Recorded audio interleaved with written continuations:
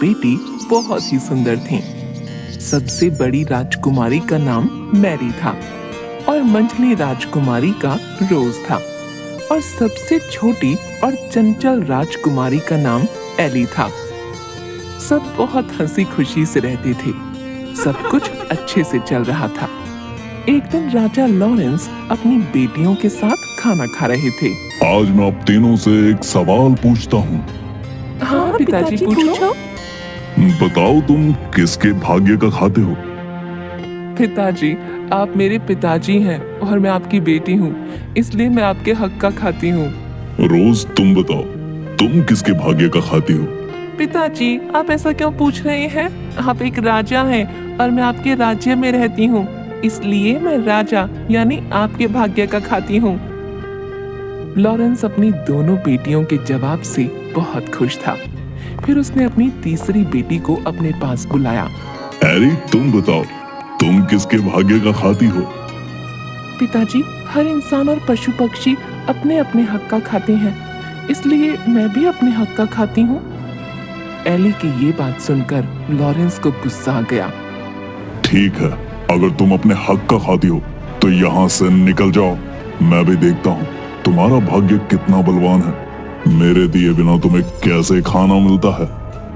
राजा ने गुस्से में आकर अपनी पुत्री को एक जंगल में छुड़वा दिया। लेकिन एली को समझ नहीं आया कि उसकी गलती क्या है। वो एक पेड़ के नीचे बैठी बैठी सोचती रही। थोड़ी देर बाद उसे नींद आ गई। जब वो सुबह उठी तो उसे प्यास लगी। वो चलने लगी। थोड़ी देर चलने के बाद उसे एक तालाब दिखा। उसने उस तालाब में जाकर हाथ मुंह धोए।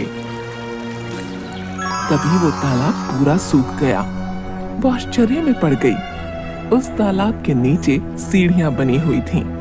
वो सीढ़ियों के सहारे से अंदर जाने लगी। तभी उसने देखा कि वहां एक राजकुमार खड़ा है। वो उसे देखकर डर गई और वहीं खड़ी हो गई। जब कुछ देर तक वो हिला डुला नहीं तो वो समझ गई कि ये एक मूर्ति है। उसने जैसे ही उस मूर्ति को छुआ वो एक फाटक के रूप में बदल गया। ये सब क्या हो रहा है मेरे साथ?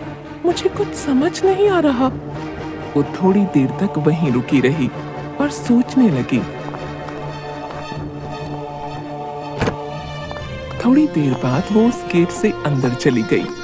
वो जैसे ही अंदर गई उसने देखा कि वहां एक सुंदर सा बगीचा बना हुआ है और बगीचे में सुंदर सुंदर फूल लगे हुए हैं और उसके बीचों बीच एक पोखर है।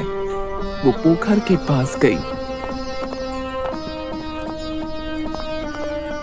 उसने वहां पानी और बगीचे में गिरे हुए फल खाए और सो गई।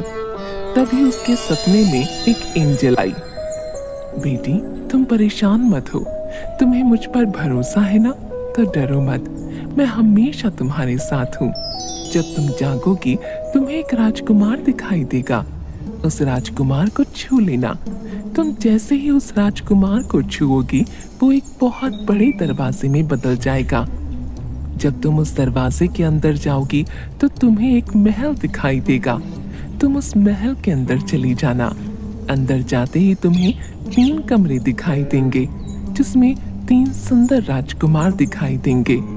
वो दिखने में तो एक जैसे होंगे। तुम उन तीनों को छूती हुई आगे बढ़ना। वो तीनों जाग जाएंगे। तब तुम्हें एक कमरा दिखाई देगा। जैसे ही तुम उस दरवाजे को खोलोगी तुम्हें वहां एक सुंदर राजकुमार दिखेगा और जैसे ही तुम उसे छुओगी वो जग जाएगा। वो जैसे ही जगे तुम उसके गले में फूलों का हार डाल देना। वही तुम्हारा पति होगा।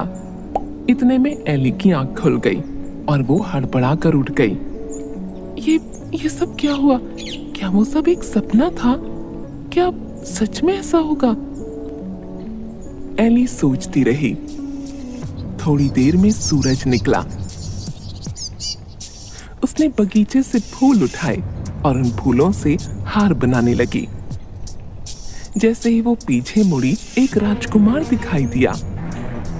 अरे, ये तो बिल्कुल वैसा ही हो रहा है जैसा कि एंजल ने सपने में कहा